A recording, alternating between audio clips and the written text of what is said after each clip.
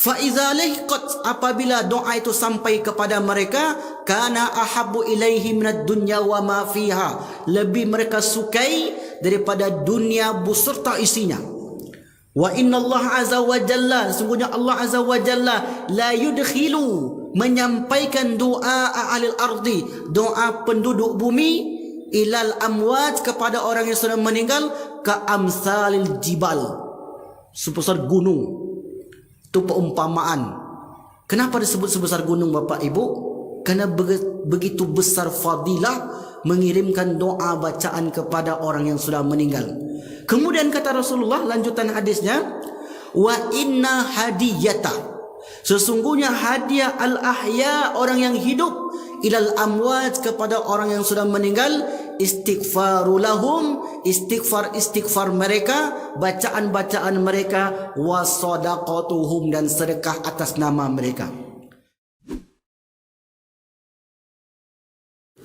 A'udzubillahi minasyaitonirrajim. Bismillahirrahmanirrahim. Assalamualaikum warahmatullahi wabarakatuh.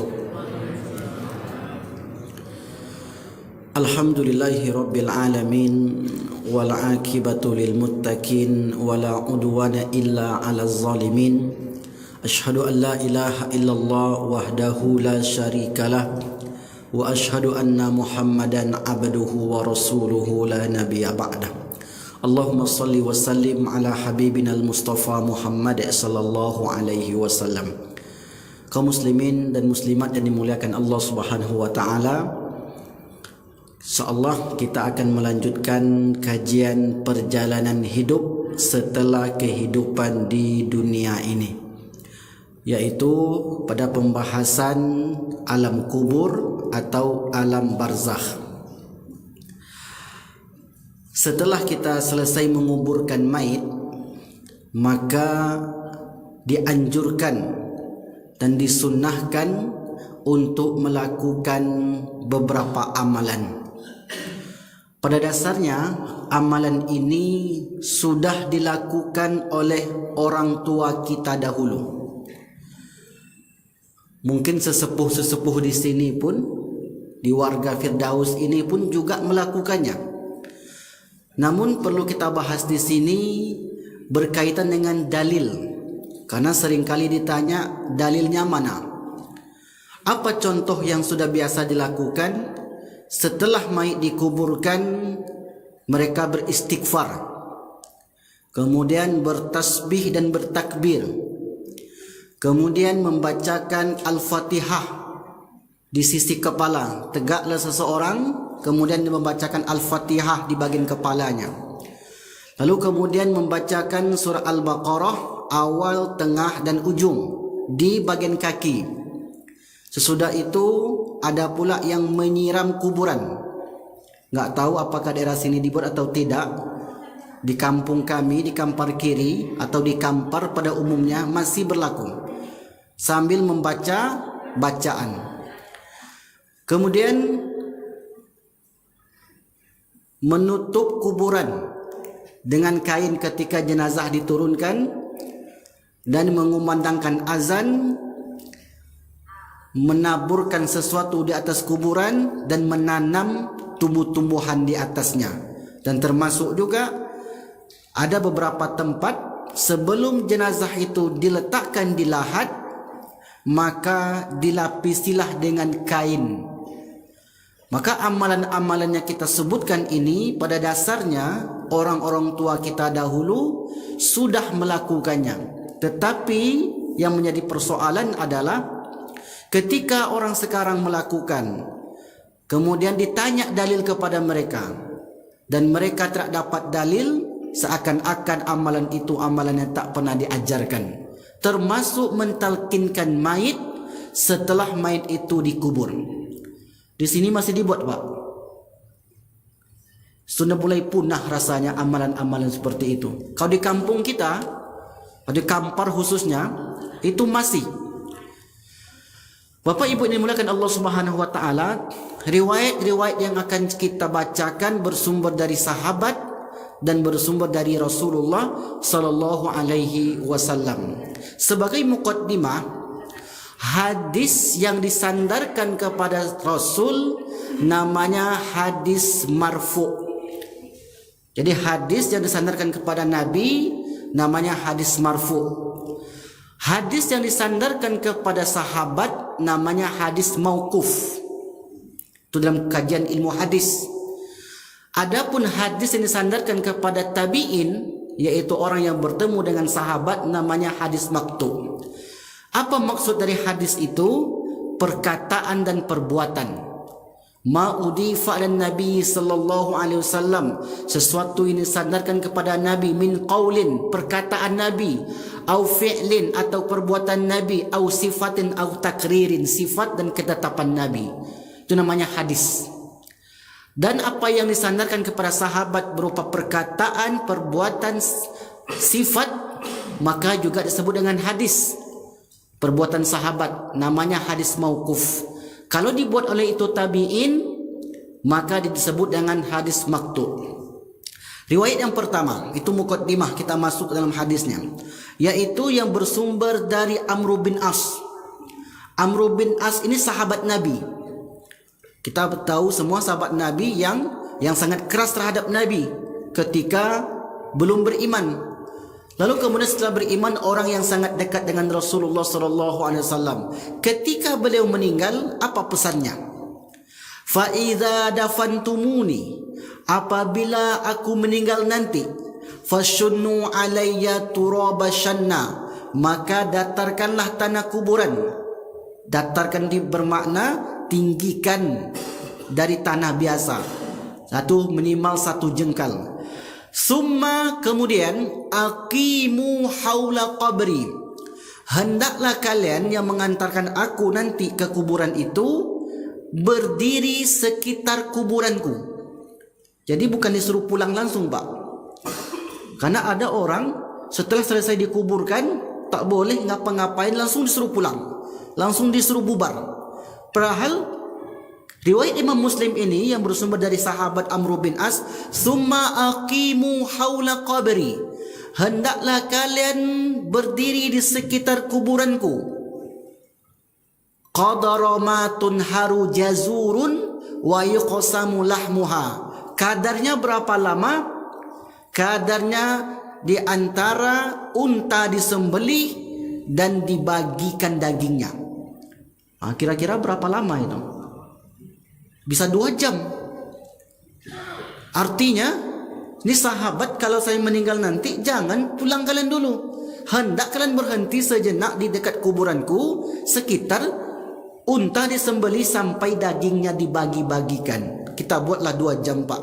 Karena hadis ini ketika dijelaskan oleh Imam Nawawi, kata beliau, hendaklah orang yang mengantarkan ke pemakaman itu berhenti sejenak 1 jam lamanya. Itu kata beliau. Lalu kemudian dilanjutkan lagi, hatta asta'nisa bikum, sehingga aku merasa terhibur.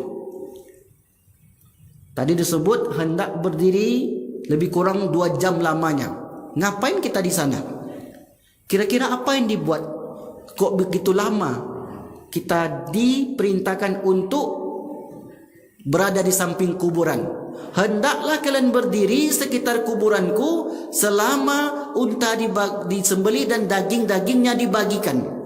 Hatta asta'nisa bikum, sehingga saya merasa terhibur dengan apa yang kalian ucapkan, apa yang kalian lakukan. Wa anzuru madza uraji'u bihi rusula rabbi, dan aku menunggu jawaban dari kalian apa yang akan diajukan oleh utusan Tuhanku. Utusan Tuhanku di sini bermakna malaikat mungkar dan nakir. Karena malaikat mungkar dan nakir setelah seorang itu dikubur akan mengajukan pertanyaan-pertanyaan. Perintah pertama tadi, hendaklah di kuburan sekitar 1 jam lamanya. Apa amalan pertama yang kita lakukan? Disebutkan oleh Imam Abu Daud dari Utsman bin Affan.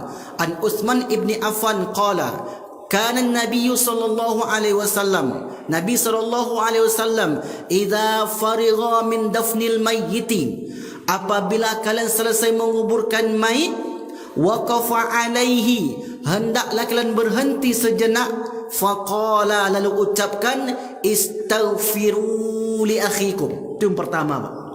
Hendak diistighfarkan saudara kalian yang baru saja meninggal ini.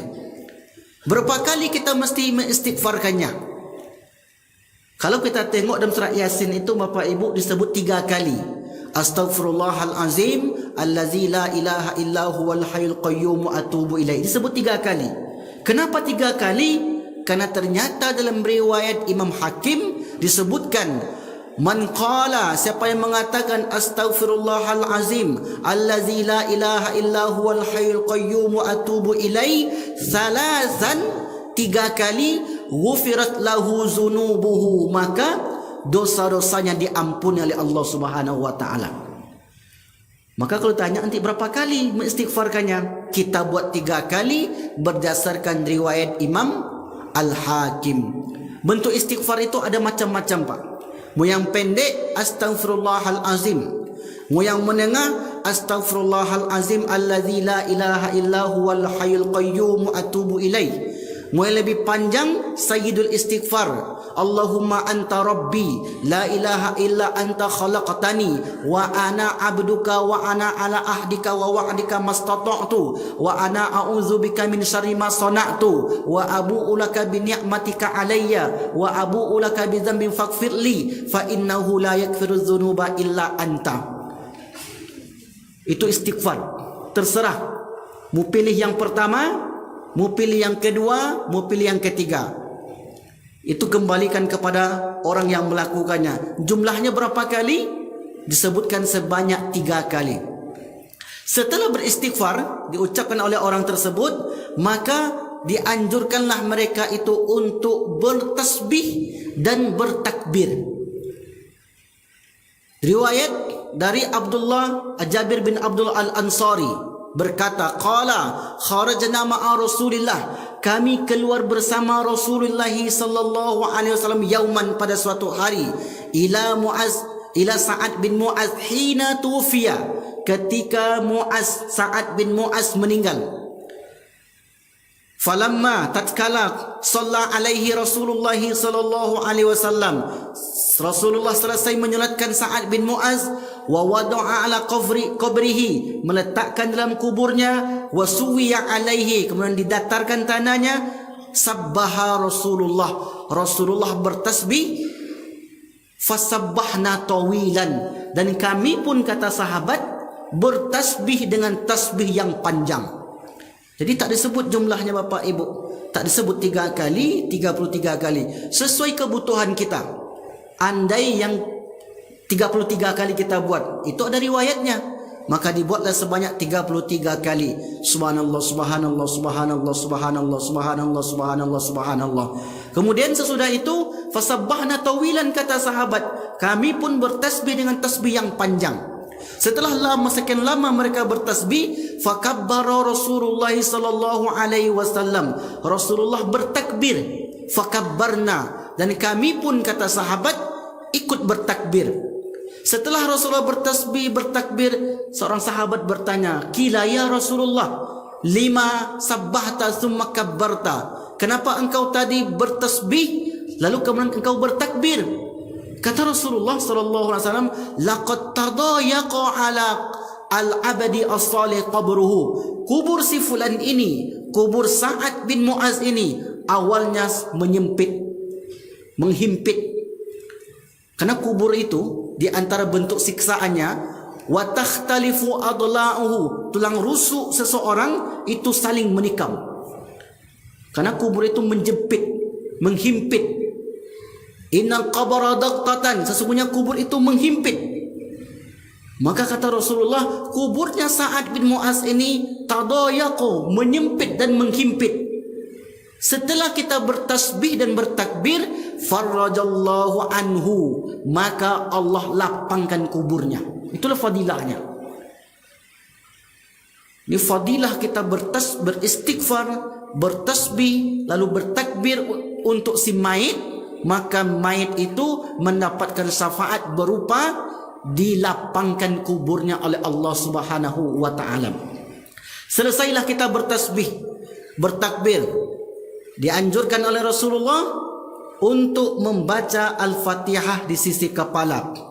Riwayat Imam At-Tabrani an Abdurrahman ibn al-Ala, dari Abdurrahman bin Ala al-Lajlaj, dari bapaknya, qala berkata, qala abi, ayahku berkata, iza ana muttu, kalau aku meninggal nanti, fadai fil lahdi, letakkan aku di lahat, yaitu di bagian paling bawah kuburan. Wakul, dan ucapkanlah. Maknanya ketika kita meletakkan si mayit dalam kuburan, kita dianjurkan untuk membaca doa. Apa doanya? Kata bapaknya ini, bismillahi wa ala sunnati rasulillahi sallallahu alaihi wasallam.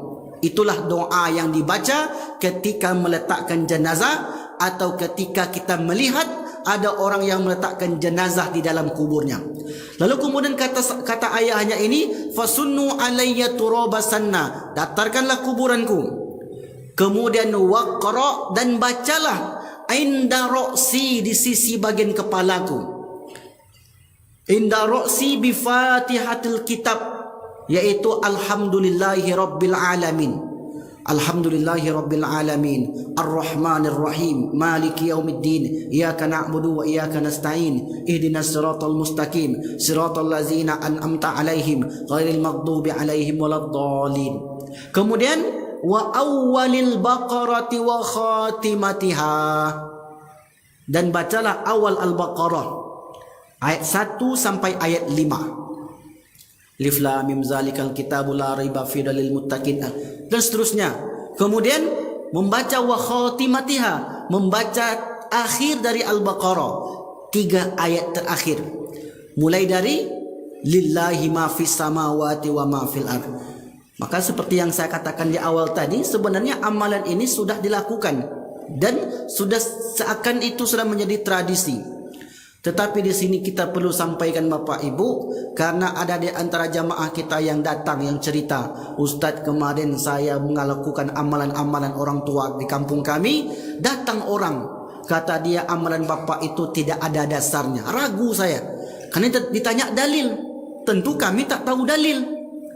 Karena orang tua kami dulu itu belajar bukan cari dalil. Orang tua kami dulu itu belajar untuk beramal. Apa yang disebut oleh tuan gurunya diamalkan. Tidak penting bagi mereka ayatnya apa, hadisnya apa, tidak mereka tanya itu. Yang penting apa yang disampaikan oleh guru-guru mereka, mereka amalkan. Maka sekarang rasa ragu rasanya Ustaz.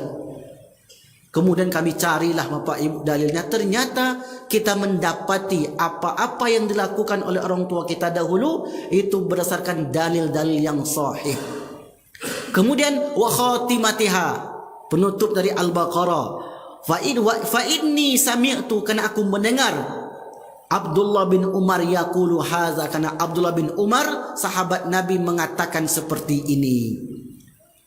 Seperti apa? Baca Al-Fatihah di bagian kepala, kemudian baca Al-Baqarah, kemudian awal dengan akhir, dan ditambah dengan ayat-ayat yang lain. Disebutkan oleh Imam Syafi'i dalam musnadnya, apa kata beliau? Wa yustahabbu, dan dianjurkan, ayyuqra'a anhu indahu syai'un, dianjurkan membacakan sesuatu dari Al-Quran di sisi kuburan. Wa in khatamu, andai mereka hatamkan. Karena kita tengok ada sebagian daerah itu mereka bermalam Pak di samping kuburan itu. Bahkan dari pagi sampai sore baca Al-Quran. Malamnya dia pulang, besok datang lagi. Itu di beberapa tradisi masih ada. Ternyata mereka mengambil riwayat dari musnad Imam Asy-Syafi'i. Karena kata Imam Syafi'i, wa yustahabbu ayyuqra'a indahu syai'un minal Qur'an, dianjurkan untuk membaca di sisinya sesuatu dari Al-Qur'an. Wa in khatamul Qur'an, andai mereka khatamkan Al-Qur'an untuk si mayit, indahu kana hasanan, maka itu lebih baik untuknya. Kita niatkan untuk si mayit.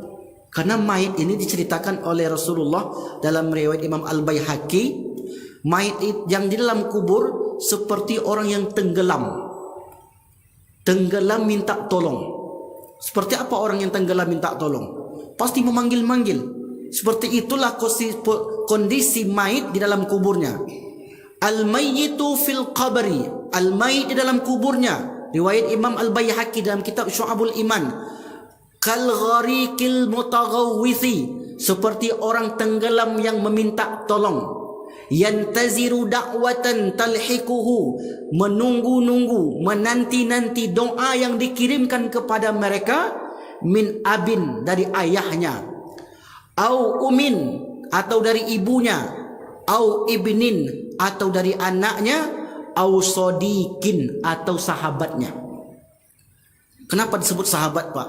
Karena bisa jadi ketika di dunia akrab, mereka selalu ke masjid, mereka selalu berdua, mereka kemana-mana, konco lama, lama berkonco. Meninggallah kawannya ini. Semasa hidup kawannya ini berjasa. Kalau bukan karena dia, mungkin hidup saya enggak begini. Misalnya begitu. Satu, berarti anak yang meninggal ataupun ayah yang meninggal. Au sodikin, atau sahabat teman. Fa iza lahiqat, apabila doa itu sampai kepada mereka, kana ahabbu ilaihi minad dunya wa ma fiha, lebih mereka sukai daripada dunia beserta isinya. Wa inna Allah azza wa jalla, sungguhnya Allah azza wa jalla, la yudkhilu, menyampaikan doa ahli ardi, doa penduduk bumi, ilal amwat, kepada orang yang sudah meninggal, ka amsalil jibal, sebesar gunung. Itu perumpamaan. Kenapa disebut sebesar gunung, Bapak Ibu? Karena begitu besar fadilah mengirimkan doa bacaan kepada orang yang sudah meninggal. Kemudian kata Rasulullah, lanjutan hadisnya, wa inna hadiyata, sesungguhnya hadiah al-ahya, orang yang hidup, ilal amwat, kepada orang yang sudah meninggal, istighfaru lahum, istighfar mereka, bacaan-bacaan mereka, wa sadaqatuhum, dan sedekah atas nama mereka. Jadi itu bunyi teks, bukan kita tafsirkan, tidak. Bukan penjelasan para ulama. Begitu teks hadis menyebutkan, wa inna hadiyatan, hadiah. Makanya kalau ada imam-imam masjid atau yang memimpin baca surat Yasin untuk orang meninggal, biasa disebut bacaan Yasin kita ini atau bacaan Al-Fatihah kita ini sampai tahlil tahtim nanti kita hadiahkan. Kita hadiahkan, kan itu bahasanya. Bahasa hadiah ternyata bukan bahasa para ulama, tetapi itu bahasa Rasulullah sallallahu alaihi wasallam. Jadi tak salah ketika Bapak Ibu, ini bacaan kami ini kami hadiahkan untuk ayah kami, Ustaz. Kami hadiahkan untuk ibu kami, Ustaz. Kami hadiahkan untuk kawan kami, Ustaz. Pokoknya apa yang kami buat ini kami hadiahkan. Karena Rasulullah sebutkan wa inna hadiyata. Karena sesungguhnya hadiah orang yang hidup kepada orang meninggal berupa bacaan-bacaan mereka. Seperti itulah kondisi mereka yang berada di alam kubur sampai saat ini, Bapak Ibu yang dimuliakan Allah Subhanahu wa taala. Maka dibacakannya tadi Al-Qur'an, dibacakannya yang lainnya. Jadi urutannya yang pertama istighfar. Kemudian bertasbih, kemudian tambah dengan tahmid, tambah dengan takbir, awal tambah dengan Al-Fatihah, awal Al-Baqarah, pertengahan dan akhir.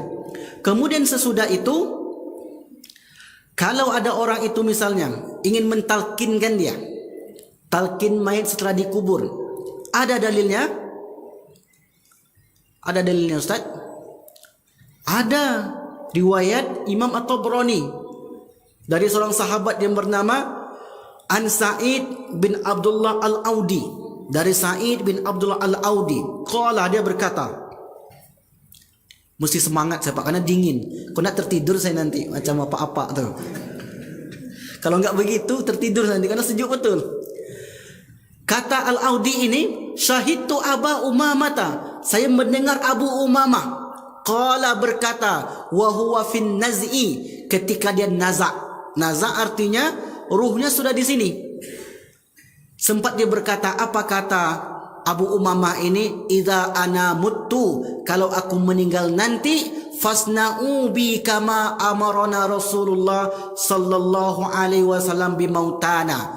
Buatlah terhadapku apa yang dibuat oleh Rasulullah sallallahu alaihi wasallam kepada jenazah-jenazah yang sebelum kita ini. Ini perintah Abu Umamah. Abu Umamah ini sahabat Nabi. Kemudian amarona Rasulullah memerintahkan kami, idza mata ahadukum, kalau ada di antara kalian yang meninggal, falyakum ala qabrihi, hendaklah tegak di kuburnya. Ini tegak ini di bagian kepala, ini yang memimpin. Hendaklah tegak di bagian kuburnya. Fasawwaitumut turaba, kemudian setelah didatarkan tanahnya, kemudian kul wal yakul, ucapkanlah kepada yang dalam kubur ini. Apa perkataannya? Uzkur ma kharajata alaihi minad dunya, wahai si mayit, ingatlah apa yang engkau bawa dari dunia ini. Syahadatan, yaitu syahadatan alla ilaha illallah, itu yang pertama. Wa annaka radita billahi rabba wa bil islami dina wa bi muhammadin nabiyya wa rasula wa bil qur'ani imama. Ini limanya lah talqin yang pokok. Wajib enggak mentalkinkan itu, Ustaz? Tidak wajib. Itu sunnahnya, adab kepada mayit. Contoh begini Bapak Ibu, dalam penanganan jenazah yang wajib itu 4: memandikan, mengkafani, menyolati, dan menguburkan. Memandikan itu boleh enggak? Ini boleh atau tidak nih? Ada orang meninggal kita ceburkan pakai tali ke, boleh, tapi itu manusia. Kita ada adab. Ketika ngencet perutnya, pencet dengan pelan. Ketika nyiram mukanya disiram dengan pelan. Ini kadang ada orang mandikan jenazah tuh, ambilnya selang masukkan ke mulutnya. Tak boleh, karena mereka itu sesungguhnya hidup. Yang wajibnya apa? Memandikan. Nah, caranya bagaimana? Itulah etika kepada jenazah. Kemudian mengkafani. Kenapa mesti 3 lapis sampai 4 lapis? Kenapa ditutup hidungnya? Yang wajib adalah mengkafani. Kainnya berapapun. Nah, karena kita beradab dengan jenazah, kita buatlah 5, ada yang buat 7. Itu sebenarnya tak ada yang pasti, tak ada yang baku.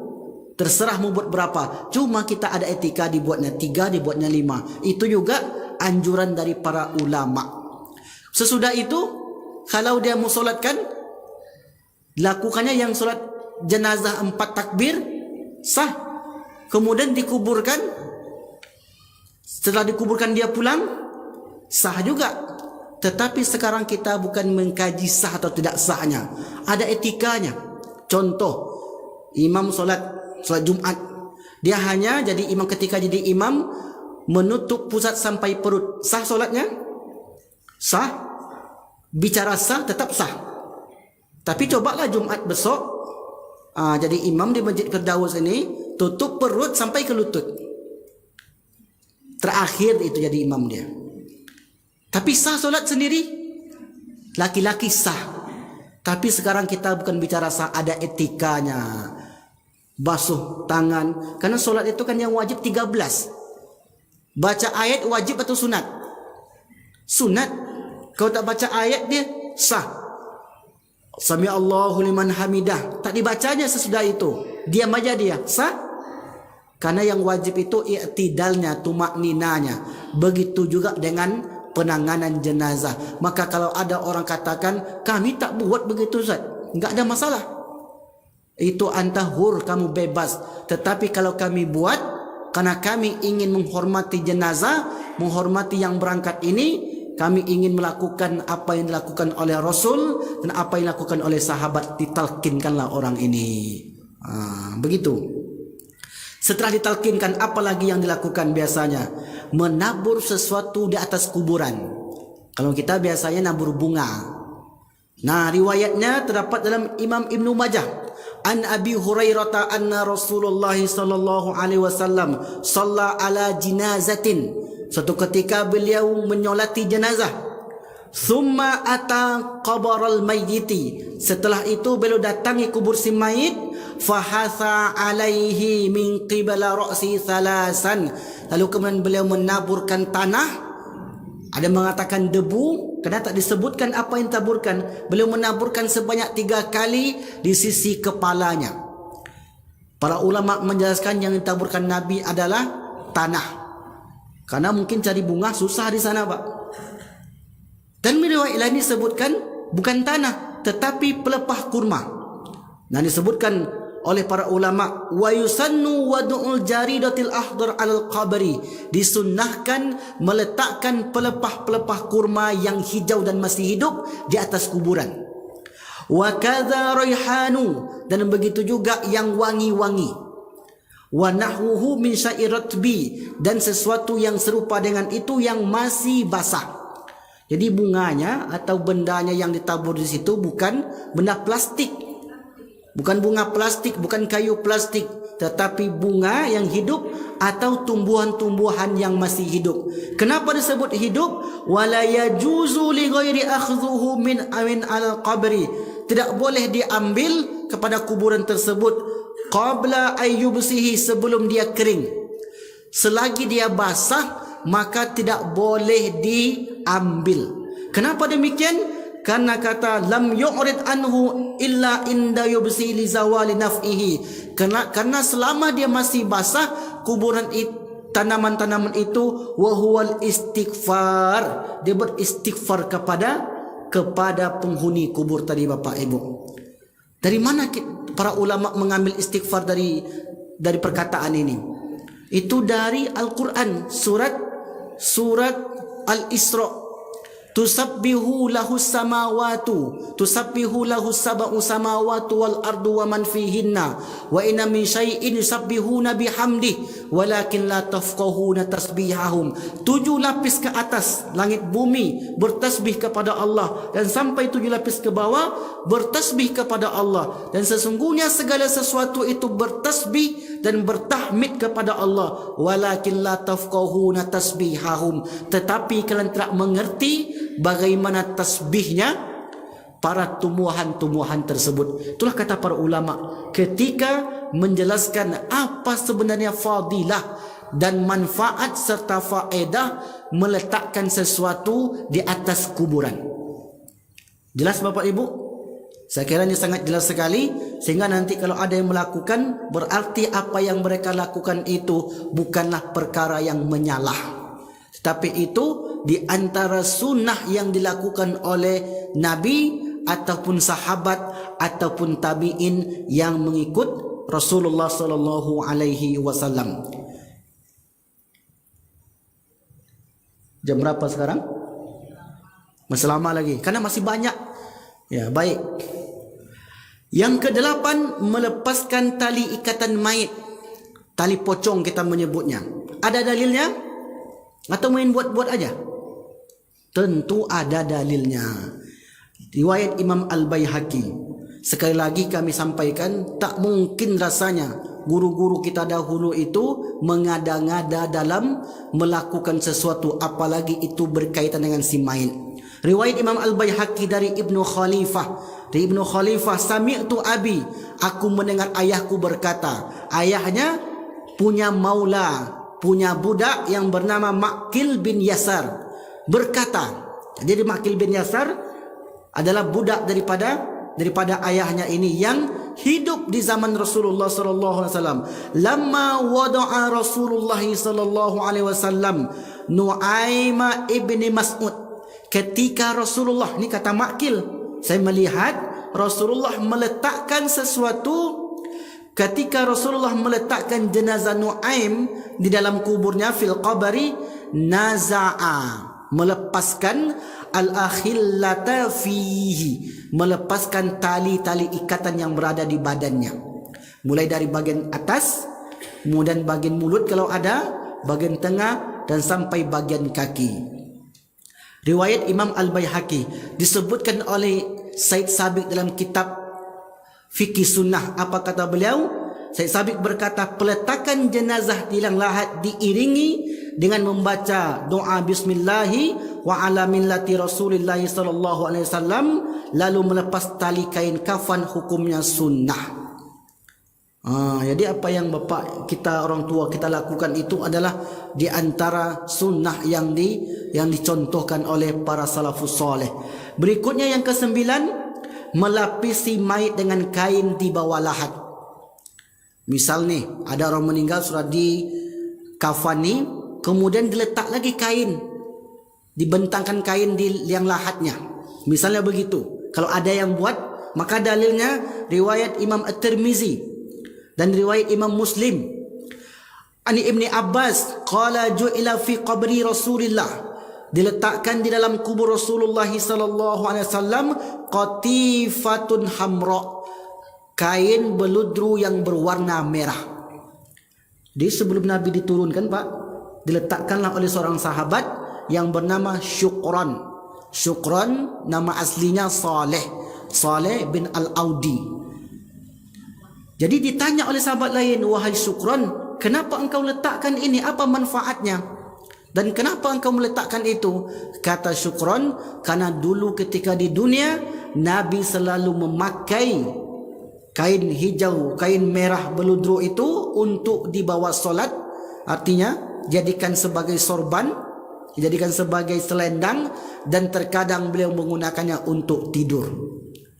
Karena saya tahu itu baju kesayangan Rasulullah SAW, lalu aku ikut sertakan dia kepada jenazah Rasulullah SAW. Ketika kita menjelaskan hadis ini, Bapak Ibu, datang jamaah setelah pengajian. Apa kata dia? Ayah saya pernah berpesan, Ustaz. Apa pesannya, Pak? Kata dia, semua baju-baju saya ini silakan disedekahkan kalau Bapak meninggal nanti. Tapi baju yang satu itu jangan. Kenapa? Kata dia, karena baju itu saya pernah bawa ke Mekah. Saya selalu bawa solat. Di hari-hari istimewa saya pakai. Saya tak mau baju itu dipakai oleh orang lain. Maka nanti ikutkan bersamaku ke dalam kuburku. Nah, lagi-lagi orang ini tak tahu dalil. Karena itu ayah dia buat saya.